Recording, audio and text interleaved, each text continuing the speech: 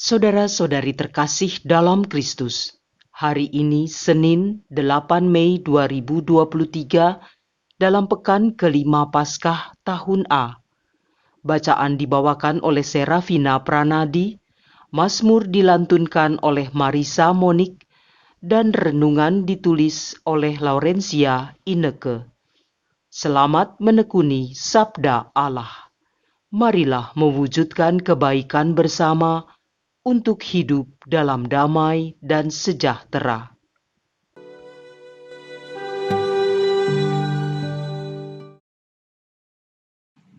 Dalam nama Bapa dan Putra dan Roh Kudus. Amin. Terpujilah Allah Bapa yang bertahta di surga, Bapa yang penuh kasih, yang senantiasa memandang kami dan mengulurkan tangan kasih-Mu untuk keselamatan kami, mengingatkan kami untuk duduk diam di bawah kaki-Mu, mendengarkan sabda kasih-Mu.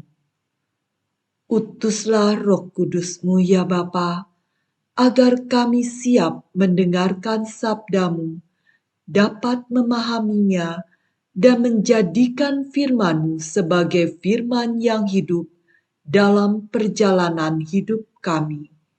Demi Kristus Tuhan dan pengantara kami, kini dan sepanjang masa. Amin.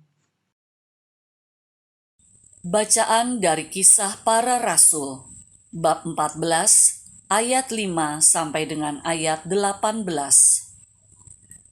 Waktu Paulus dan Barnabas berada di Ikonium, orang-orang Ikonium yang telah mengenal Allah dan orang-orang Yahudi bersama-sama dengan pemimpin-pemimpin mereka menimbulkan suatu gerakan untuk menyiksa dan melempari Paulus dan Barnabas dengan batu. Setelah mengetahuinya, menyingkirlah rasul-rasul itu ke kota-kota Likaonia, yaitu Listra dan Derbe dan daerah sekitarnya. Di situ mereka memberitakan Injil. Di Listra ada seorang yang duduk saja karena lemah kakinya. Ia lumpuh sejak dilahirkan dan belum pernah dapat berjalan. Ia duduk mendengarkan ketika Paulus berbicara. Paulus menatap dia dan melihat bahwa ia beriman dan dapat disembuhkan. Lalu kata Paulus dengan suara nyaring, "Berdirilah tegak di atas kakimu." Dan orang itu melonjak berdiri, lalu berjalan kian kemari.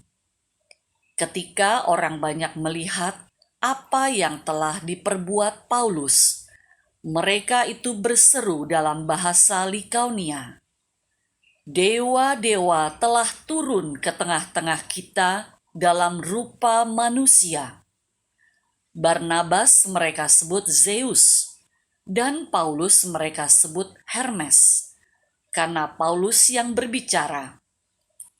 Maka datanglah imam dewa Zeus, yang kuilnya terletak di luar kota, membawa lembu-lembu jantan dan karangan-karangan bunga ke pintu gerbang kota, untuk mempersembahkan kurban bersama-sama dengan orang banyak itu kepada rasul-rasul. Mendengar itu, Barnabas dan Paulus mengoyakkan pakaian mereka, lalu terjun ke tengah-tengah orang banyak itu sambil berseru, "Hai kamu sekalian, mengapa kamu berbuat demikian? Kami ini adalah manusia biasa, sama seperti kamu. Kami ada di sini untuk memberitakan Injil kepada kamu, supaya kamu meninggalkan perbuatan sia-sia ini dan berbalik kepada Allah yang hidup, yang telah menjadikan langit dan bumi, laut, dan segala isinya.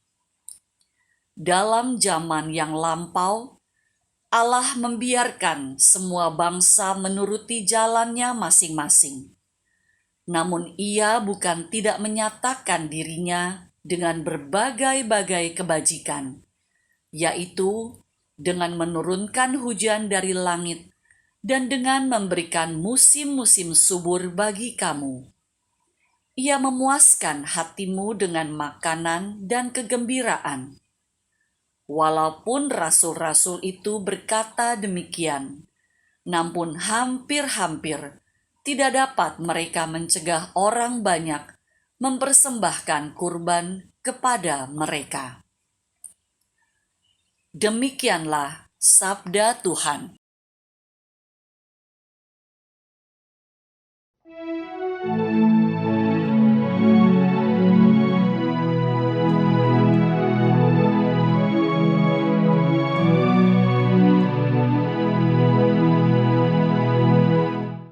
Bukan kepada kami ya Tuhan, tetapi kepada nama-Mu lah beri kemuliaan. Bukan kepada kami ya Tuhan, bukan kepada kami, tetapi kepada nama-Mu lah beri kemuliaan. Oleh karena kasih-Mu, oleh karena setia-Mu, mengapa bangsa-bangsa akan berkata, di mana Allah mereka? Bukan kepada kami ya Tuhan, tetapi kepada nama-Mu lah beri kemuliaan. Allah kita di surga, Ia melakukan apa yang dikehendakinya. Berhala-berhala mereka adalah perak dan emas, buatan tangan manusia. Bukan kepada kami ya Tuhan, tetapi kepada nama-Mu lah beri kemuliaan. Diberkatilah kamu oleh Tuhan, yang menjadikan langit dan bumi. Langit itu langit kepunyaan Tuhan, dan bumi itu telah diberikannya kepada anak-anak manusia. Bukan kepada kami ya Tuhan, tetapi kepada nama-Mu lah beri kemuliaan.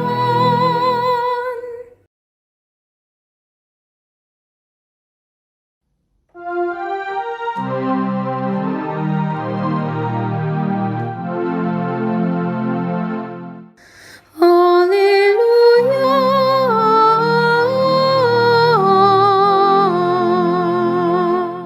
Roh Kudus akan mengajarkan segala sesuatu kepada kamu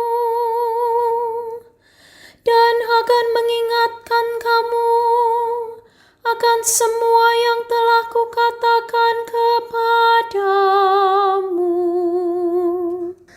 Haleluya.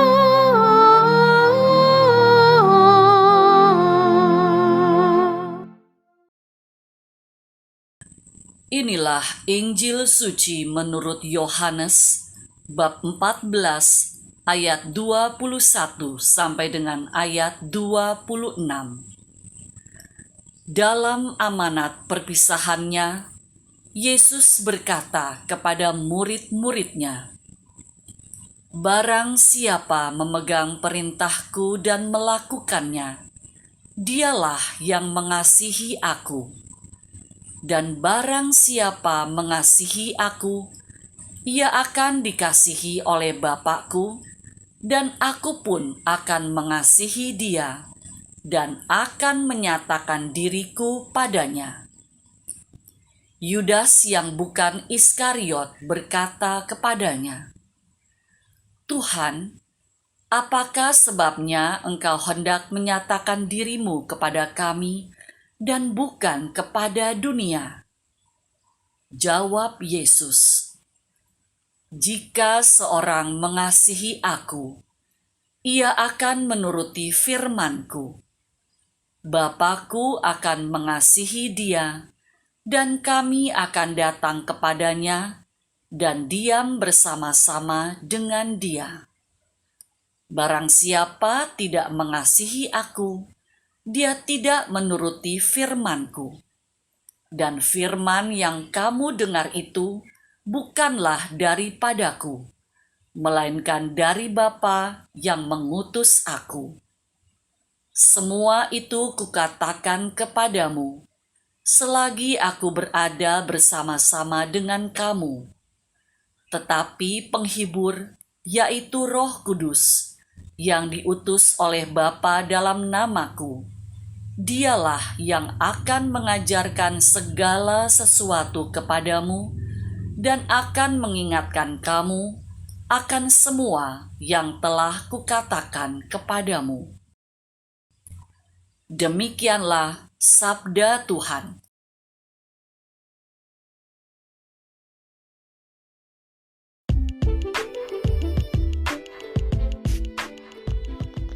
Ketaatan dan Roh Kudus. Renungan dibawakan oleh Laurencia Ineke.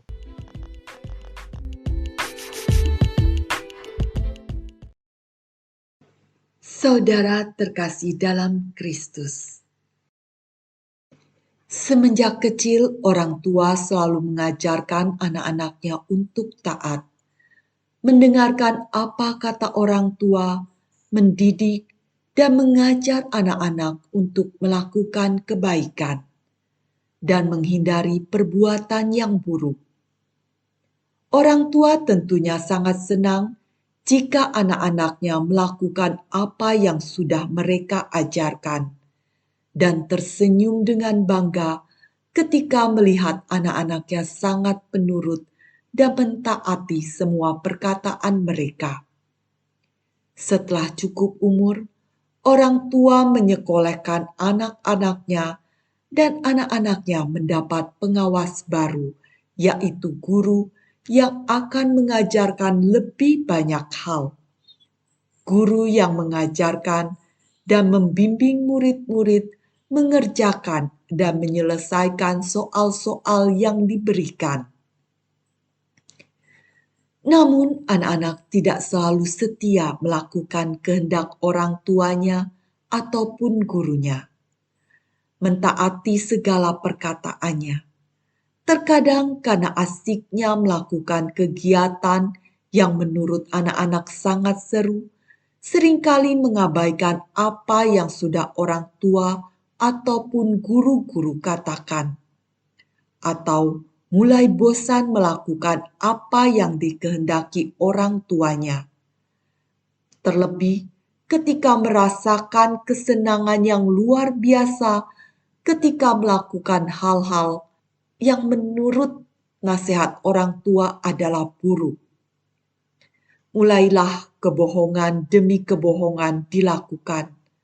Mulai marah-marah dan mencari cara agar dapat melakukan kehendak bebasnya, sampai pada keadaan yang membuat terpuruk akibat kelakuan tidak baik yang mereka pilih dalam hidup mereka. Baru ingat akan nasihat orang tua. Injil hari ini mengingatkan kita semua agar tidak hanya memegang perintah Tuhan, namun juga melakukannya.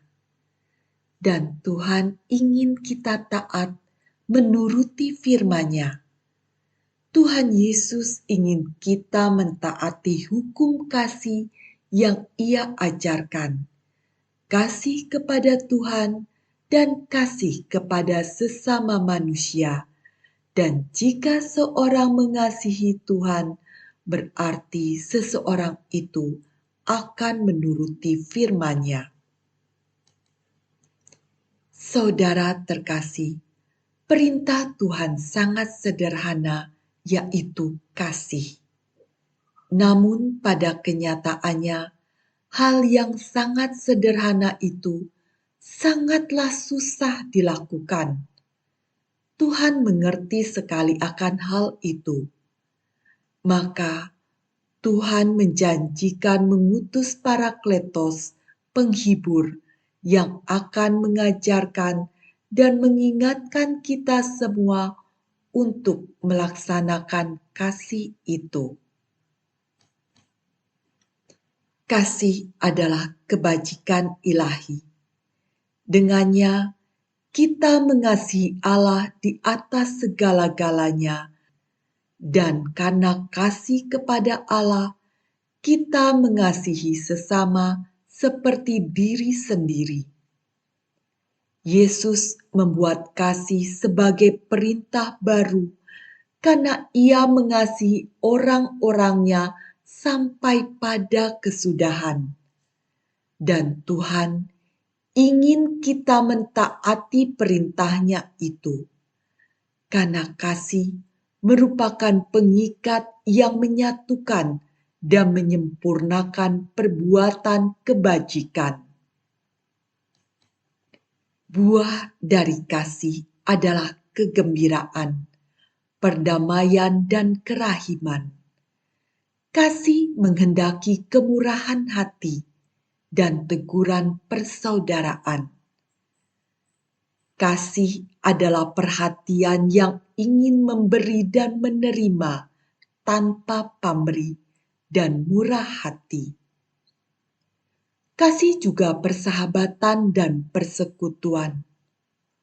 Untuk itulah Tuhan ingin kita melakukan perintah-Nya. Saudara terkasih, ketika menerima air dalam pembaptisan, kita menerima Roh Kudus. Air baptisan merupakan tanda bahwa kelahiran kita untuk kehidupan ilahi dianugerahkan kepada kita dalam Roh Kudus. Dan dengan minyak krisma yang diterima saat sakramen penguatan, kita diurapi sepenuhnya dengan Roh Kudus. Saudara terkasih, mari kita bersama-sama membuka hati, membiarkan Roh Kudus mengajar dan membimbing kita untuk dapat melaksanakan sabda kasih-Nya. Karena hidup dalam Roh Kudus menyempurnakan panggilan manusia. Hidup yang penuh cinta kepada Allah dan solidaritas dengan manusia akan dapat terlaksana karena rahmat-Nya dan demi keselamatan kita. Kehidupan orang Kristen ditopang oleh karunia-karunia Roh Kudus. Karunia ini merupakan sikap yang tetap supaya mengikuti dorongan Roh Kudus. Ketujuh karunia Roh Kudus adalah kebijaksanaan, pengertian, pengenalan, nasihat, kesalehan, keperkasaan, dan takut akan Tuhan. 7 karunia Roh Kudus ini menyempurnakan akal budi, kehendak, dan indera. Tiap orang harus selalu terus-menerus memohon rahmat terang dan kekuatan dalam sakramen-sakramen agar dapat mengikuti ajakan Tuhan untuk mencintai yang baik dan bersikap waspada terhadap yang jahat, untuk dapat mentaati perintah-Nya dan dapat tinggal bersama-sama dengan Tuhan dan beroleh keselamatan. Marilah berdoa. Ya Bapa sumber kasih, kami manusia yang lemah seringkali tergoda untuk tidak melakukan perintah-Mu. Ampuni kelemahan kami ini ya Bapa. Bantu kami agar senantiasa membuka hati untuk hadirnya Roh Kudus yang akan membimbing dan mengajarkan segala sesuatunya dan mengingatkan kami untuk selalu mentaati segala firman-Mu. Semoga rahmat kasih-Mu menyelamatkan kami orang yang lemah ini. Terpujilah Tuhan tempat perlindunganku, penyelamatku. Demi Kristus Tuhan dan pengantara kami. Amin. Dalam nama Bapa dan Putra dan Roh Kudus. Amin.